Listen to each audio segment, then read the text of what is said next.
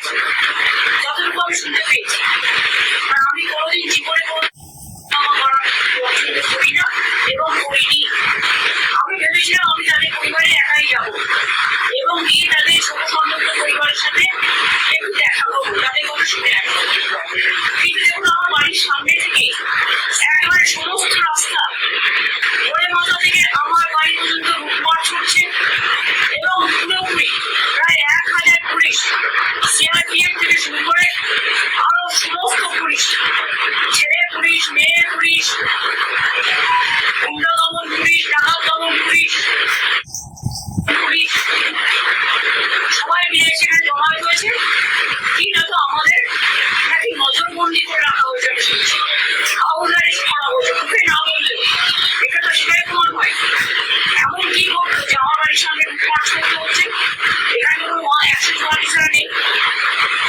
এমন কি ঘটলো যে এখানে সিআরপিএফ থেকে শুরু করে একেবারে আরপিএফ থেকে শুরু করে একেবারে আইবি থেকে শুরু করে এসপি থেকে শুরু করে সিআইডি থেকে শুরু করে।